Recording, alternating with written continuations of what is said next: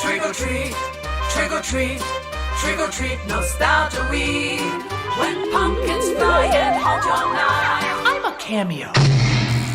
your little home turns green, your little face turns green. This is This little fence now green. Every film, every show, every clock has something knows. And all it takes is one itty bitty mistake. Look out, they'll haunt you too.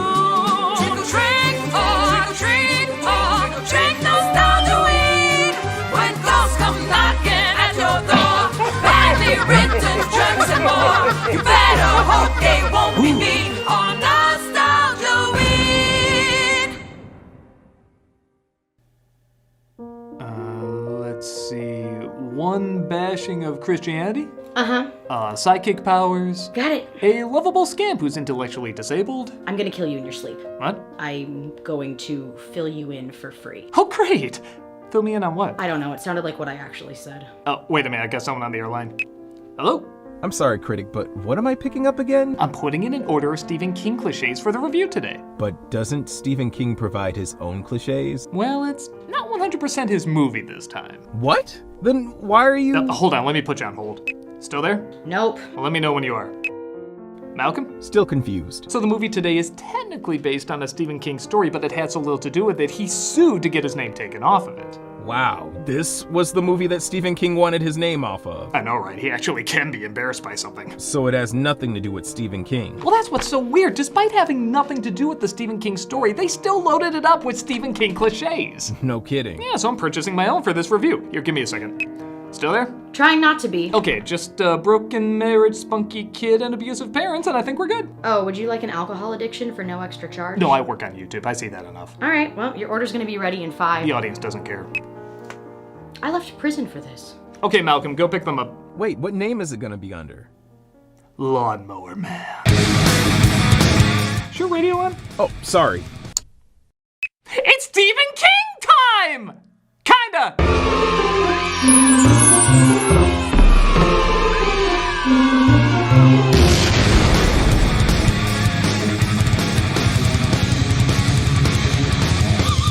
If you remember this movie when it came out in 1992, you might remember seeing Stephen King's name all over it. But the fact is, his short story about a lawnmower that drives on its own and kills someone, I am God, doesn't seem to connect much. The movie was originally based on a script called Cyber God, and threw in one character's name, one moment of the lawnmower driving itself and killing someone, and that's it.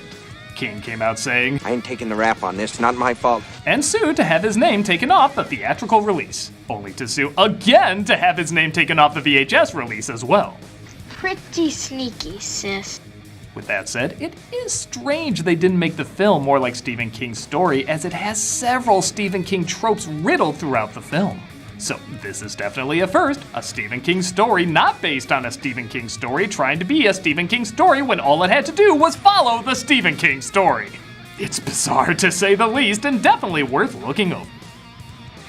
So with my cliches in the process of being delivered to me, Critic, can I pick up some Daria cliches while I'm there? I want to eat a ton of pizza and not gain any weight. hey, it's your birthday, so no. It's not my birthday, so that's somehow even more insulting. Let's take a look at Lawnmower Man.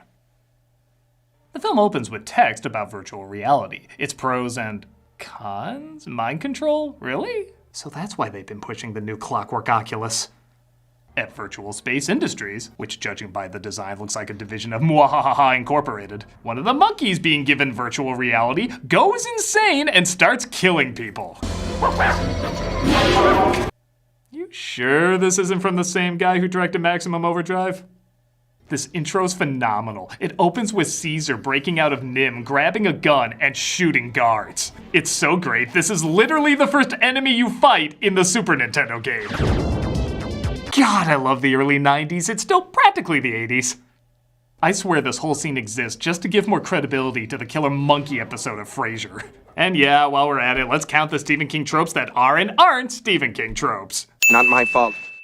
As they take down Lancelot Link, the credits roll and we cut to Dr. Angelo, played by Pierce Brosnan. I'm trying to sleep, Larry. I had a bad nightmare. And I got the Remington feels. Sucks to be them. Anyway, back to sex. Yeah, hello. Larry, your chimp's dead. What? All great movies need to begin with, your chimp is dead. Dunstan checks in would have been amazing if that was the first line.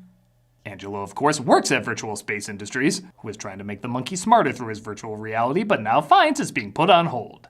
Why don't you take a hiatus and we'll restructure around here? Don't worry, we'll finish installing the blue light bulbs, for virtual reality reasons. Joe!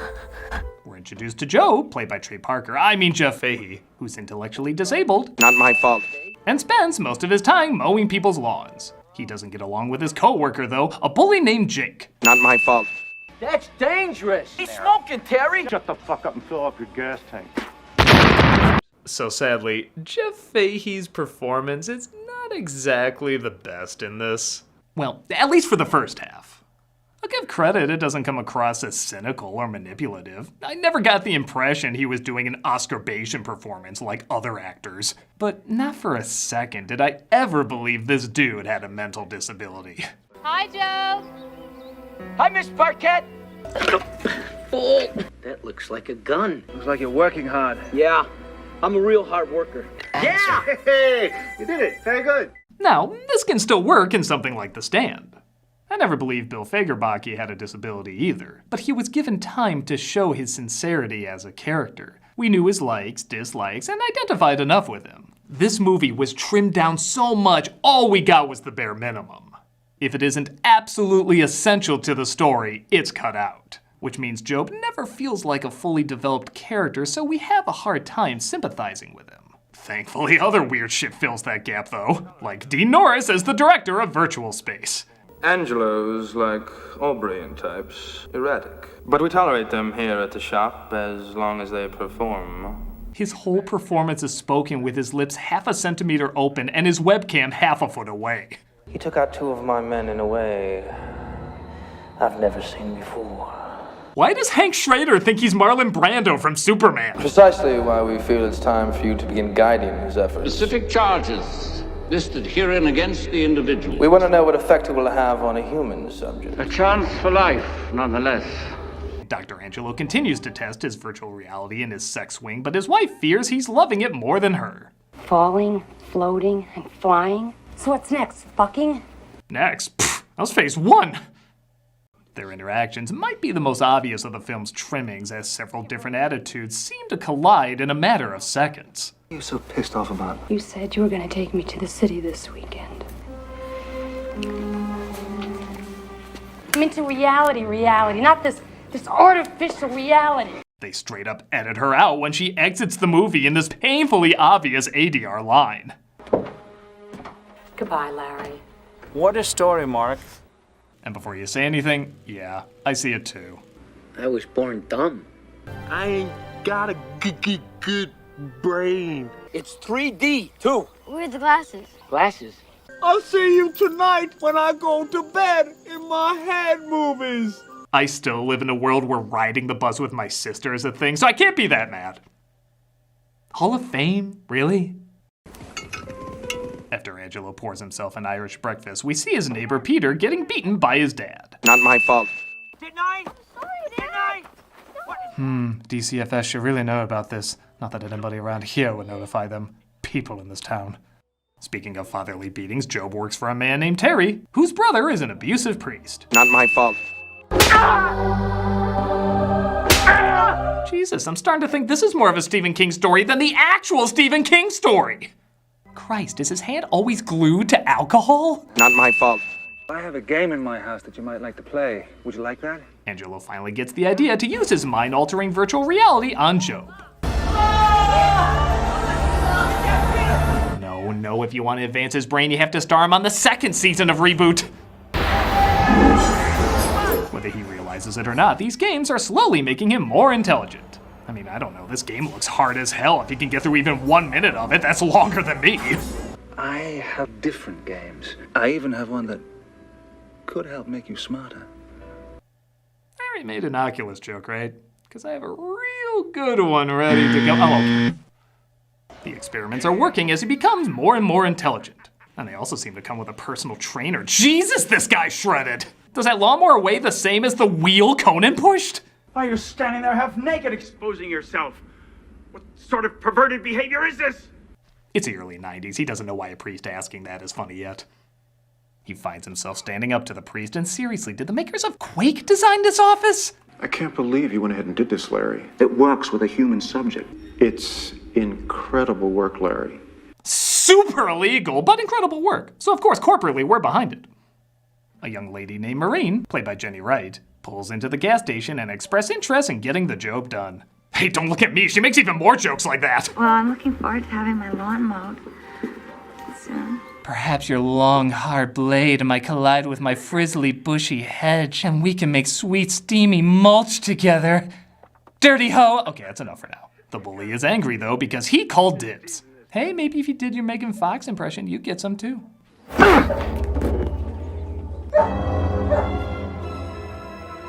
Back off, man. I defeated a priest! Angelo thinks it's time to take Job to the lab to subject him to even more advanced technology. Synaptic reaction positive. Oh, didn't even know this room existed. Change brainwave parameters. I guess this is as good a time as any to talk about the CG. Yes, it's clearly dated, but it is still creative. It wasn't exactly mind-blowing as it came out in between Terminator 2 and Jurassic Park, but they don't just let the fact that it's CG be the only draw. This imagery is really surreal and inventive.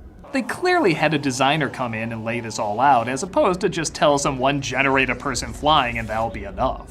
And when you compare it to how, not the best, but let's face it, a lot of virtual reality is today, I do buy that for a lab this size in 1992, this is probably what it would look like. Oh, wait, sorry, I almost interrupted the psychic trope. Not my fault.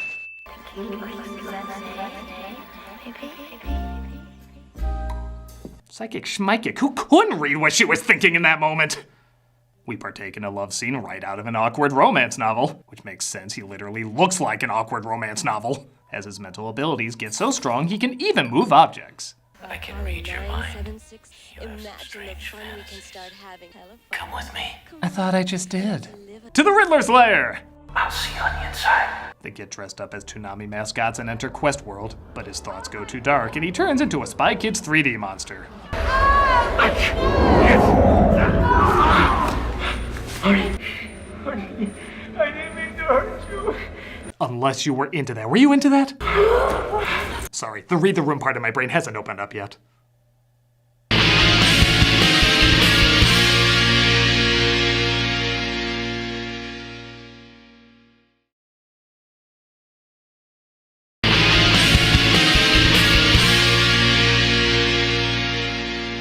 Is convinced Angelo's work is worth taking to Washington, but he believes there's still too many uncertain factors. I have to resolve some problems before presenting my work. This is premature. I'm not ready. You're ready enough. Now please unglue me from my seat. Just because I don't have hair doesn't mean it doesn't hurt. Job shows off not only more of his intelligence, but also his telepathy, and these moments are clearly more in this actor's wheelhouse. We haven't been tapping into new areas of the brain. We've just been awakening the most ancient. While I don't think he sells the wide-eyed innocent, he is 100% convincing as the sudden genius with a god complex. Not just convincing, but intimidating. You realize, Dr. Angelo, that my intelligence has surpassed yours. I was terrified of him. Dude, I'm not even in your movie, and I'm terrified of him! Job gives himself several more doses, becoming even more powerful, while Angelo discusses the wrong direction this is all going. The concept of dirty money went out when the Catholic Church got into banking about 300 years ago. It's all dirty money. No one even mentioned the church. This writer might actually hate religion more than King. He at least wrote one pro-church book, and it was appropriately the size of the Bible. Alright. Shit. Angelo finds men are sent to abduct him and Job, so he gives him a facial and then punches him. Mr. Angelo, you forgot your messages. Oh no, being dressed as the most conspicuous man in the room didn't help either. Meanwhile, Job has become more powerful than any human being, and he takes out his revenge on those who wronged him. Not my fault. Devil's taking you. The power of Tron compels you! Did I say some of these effects are dated? I apologized to a few minutes ago. Some of these effects are awful. You look like how Food Fight would animate Pop Rocks in soda. What are you doing here? He continues to get his revenge on the gas attendant he works with. Go trick-or-treating or something. Serve yourself, motherfucker. God, don't hurt me. Please. Don't say the imagery in this is boring. Oh my god. This is like if the scary godmother was farted out by the Langoliers. I'm delightfully horrified, but not for the reasons I think they're intending. Stop taking a side, Carla. You're treating him like a little girl. Afterwards, we see Peter's father is once again abusing him. I'm so sorry, Peter. Would you like an apple? It's bruised like you. Let's hit that minimum 2 things from the original to make it an adaptation quota.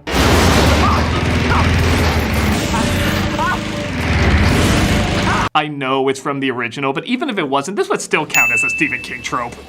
Hell of a thing. The next day, the cops are kinda on the scene. I mean, they're physically there, but they act like they're investigating a house being TP'd rather than a horrific slaughter. Now, the lab boys tell me that somebody chased Parquet through the house with a power lawnmower. I would have thought that would have made some kind of a racket. What do you think of this letter? We got your wife, here's her toes, pay us if you want her to keep her fingers? Pfft, kindergartners! Where's the rest of them? Bird bath. Did you say the bird bath? Bird bath. Job uses his mental powers to have them give up the case, but the way they were talking, it sounded like it was gonna go that direction anyway. Somebody torched poor old Father McKean. Weird human spontaneous combustion thing that really happens sometimes. You hear about this base motel where a woman stabbed herself repeatedly in the shower? No wonder she crashed her car in the tar pits. These two seem more broken up than I thought they would be. I miss his fist of rage. Job thinks virtual reality is the bridge to a new utopia, and he'll be the one to lead the way. I'm going to help all of you cleanse this diseased planet. Virtual reality will grow. It will be everywhere. Beat Saber is life. Beat Saber is life! He says he's going to upload himself to Virtual Lab's mainframe and become pure energy. I love that when Angelo says he has a Christ complex, he actually likes the sound of it. The first sign of psychosis is a Christ complex. Cyber Christ. We all love Cyber Christ! He restrains Angelo and axes the henchmen who are coming to his house to take him. It's at this moment I realize Lawnmower Man might have been a good slasher franchise. Yes, again, the effects are corny, but there is a variety of creative ways to digitally kill people. At least in this idea. I'm being Dippin Dots to death! It'll still never be the ice cream of the future! And once I'm inside the mainframe, eventually inhabiting the entire planetary network. By the year 2001, there won't be a person on this planet who isn't hooked into it. Dude, just have hashtags, emojis, and the ability to complain, and people will do it willingly. I once again have to apologize for a moment ago when I said these were bad effects. These are bad effects.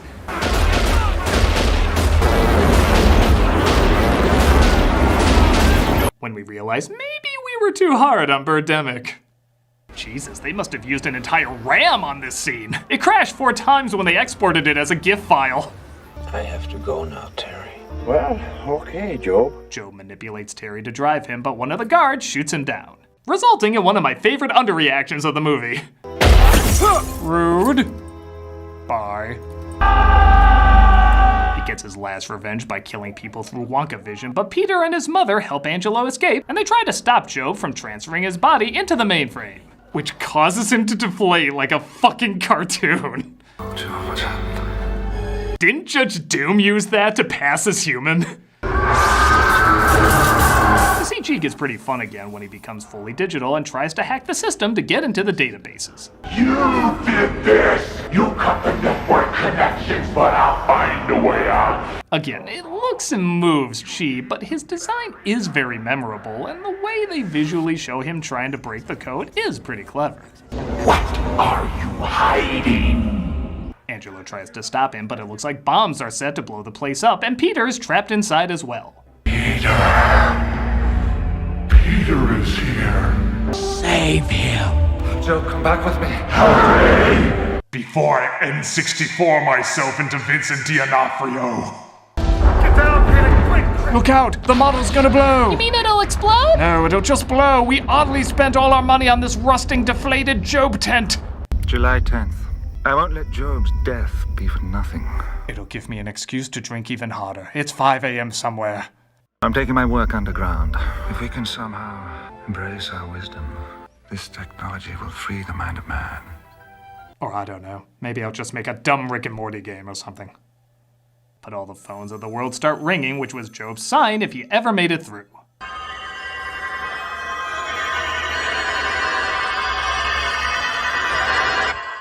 Hello? Oh, do you need your lawn mowed? And that was Lawnmower Man, Stephen King's best non-Stephen King story. Sadly, the film is not very good, but it is still very interesting. Not just for the creativity of the effects, which, like I said, are dated, but still fascinating to watch, but also for half the performances. Oh, not like half the people are good and half aren't. No. I mean, half of the movie, a performance can be good, and the other half, it can be pretty silly. I will say, if you want another interesting watch, you may want to check out the director's cut. It gives the characters a lot more time to breathe, and many of them are given much more satisfactory arcs. It's still hard for me to say it's good, and it is almost a whopping 2.5 hours long, but I will admit, it is better, and gives a more decent idea of what the original intent was. As is, Lawnmower Man is definitely a mess, but it has elements of good ideas in it. And it is just so bizarre that a film so loosely connected to a Stephen King story has so many Stephen King calling cards. It's by no means a movie I love, but I can't bring myself to say I hate it either. When you get a chance, give it a watch and see if this virtual mess has any redeeming features, or if it's just a lost cause in the digital realm. Speaking of which, where the hell is Malcolm? Hey Malcolm, where are those Stephen King cliches? Hey, I dropped it off outside your office. They said they condensed all the cliches into one easy symbol. Hey, that works. Thanks a lot.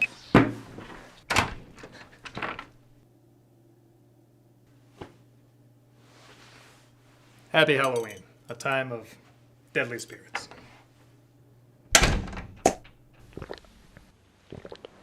God, that's good. Weird human spontaneous combustion thing.